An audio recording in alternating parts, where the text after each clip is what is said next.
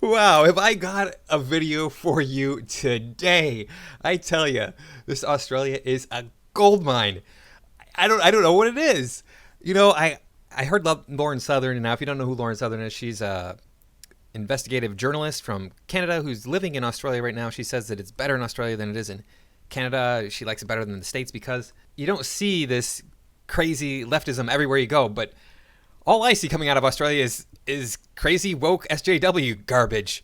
I had to get to this. I'm so far behind. The last few months have just been insane with the amount of material I'm getting for my channel.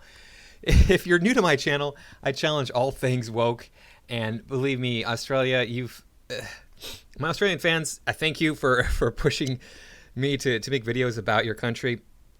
Never been. Every Australian I've met has been a wonderful person.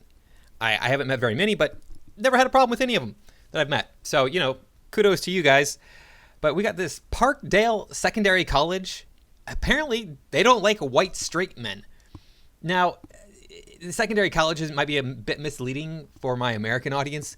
We only refer to college as, something that happens after high school. But as far as I can tell, this is a high school in Australia.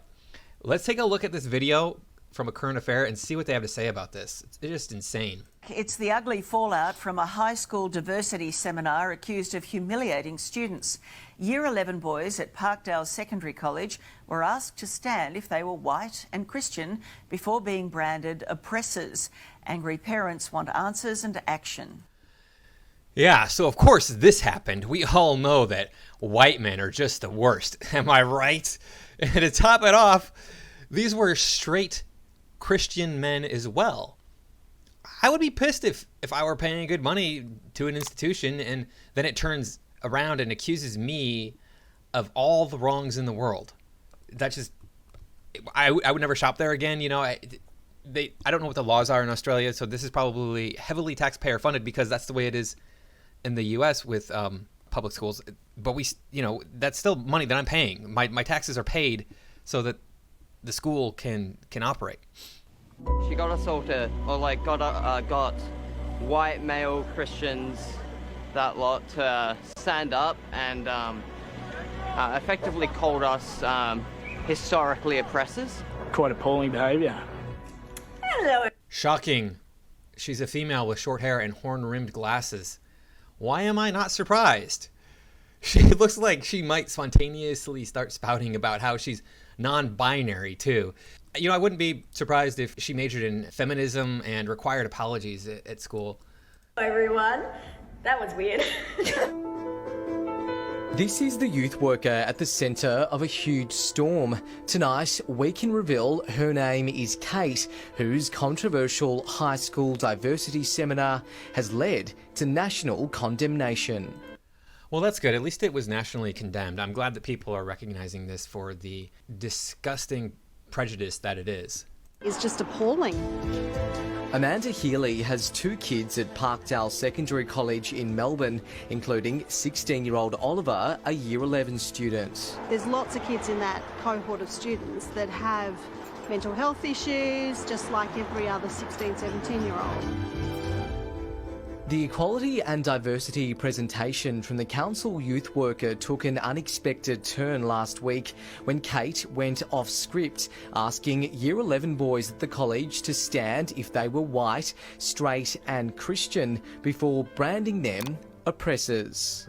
Yeah, so do people not realize that equality and diversity presentations, that translates to men are trash, whites are oppressors, and Christians are Satan worshipers? I mean, that's literally what a equality and diversity presentation, those 3 words in the woke mind, that's what that means. You can't be telling kids minorities in their safe space of school, who have absolutely nothing to do with it, to pretty much call them the problem. I think that's completely wrong.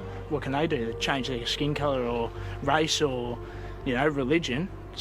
I just reckon it's sad. Shouldn't have happened at all. Well, you can actually change your religion.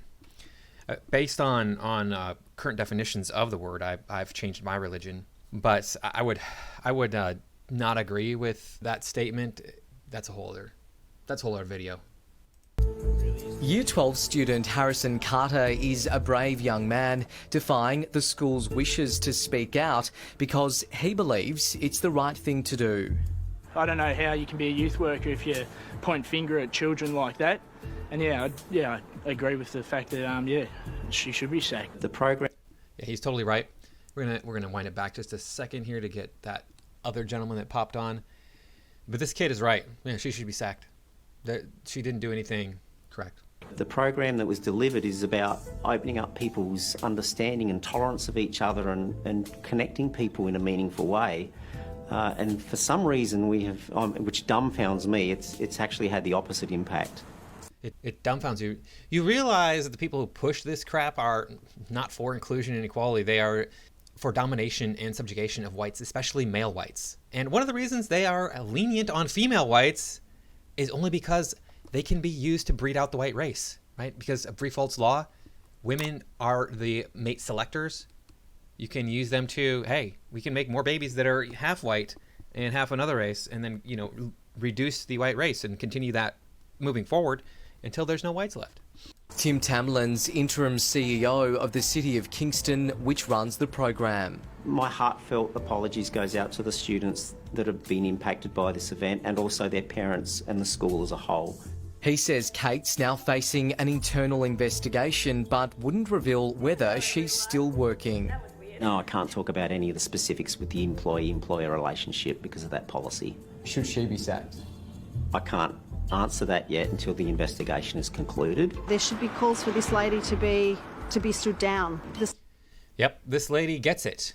And let me give you the answer, Mr. Tamlin. Yes, she should be sacked. I don't care. I do not care if she is found innocent or not, based on the fact that she wants to be in this position to subtly push her agenda. It's the same reason why we don't allow pornographers to work in education, because we don't want to have a person with that ideology influencing our children. The CEO of the Kingston Council needs to act. I've actually suspended the program pending the investigation. Principal David Russell refused to be interviewed, but in a written statement said the school wasn't made aware of the specific part of this presentation, which he's called inappropriate and extremely disappointing. We had our principal come the next day as well and tell us, not to comment on anything. Joshua Avch. Of course you're not allowed to talk about it.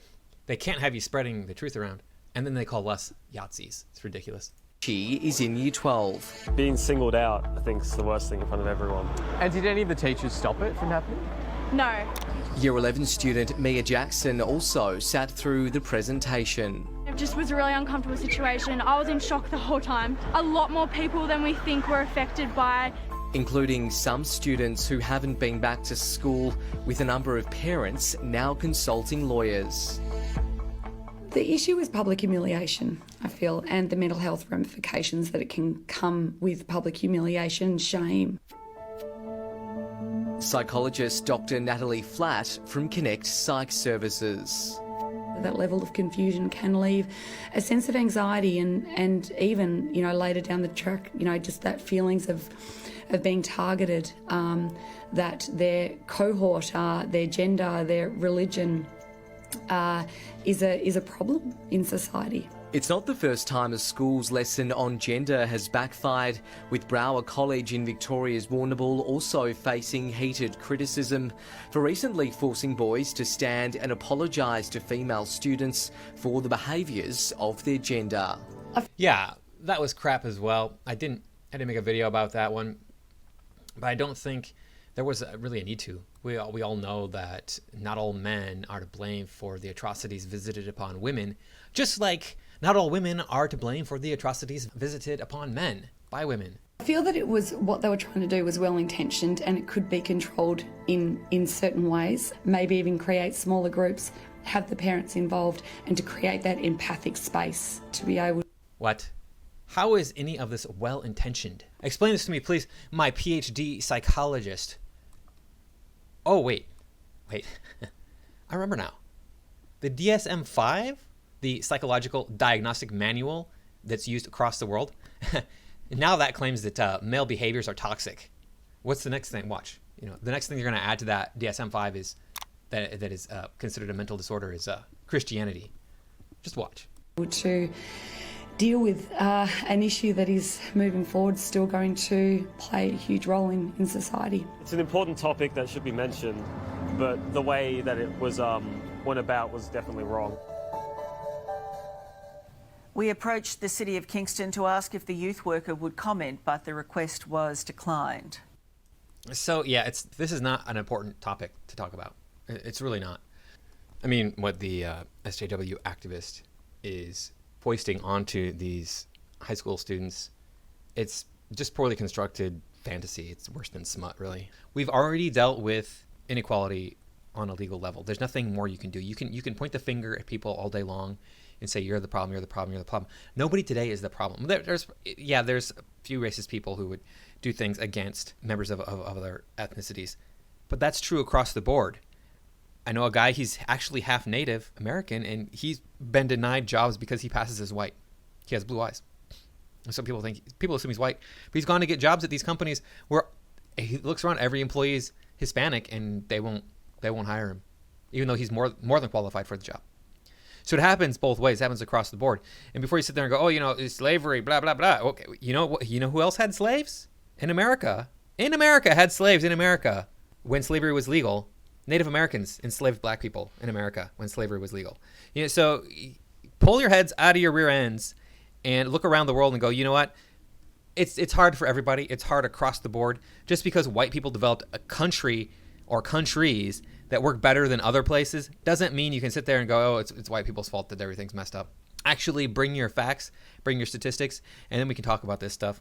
And don't sit here just spouting your ideology at me. That's all I got for this time. Thank you for watching. Please like, comment, share, and subscribe. I do appreciate you all stopping by my channel, and I will see you in the next video.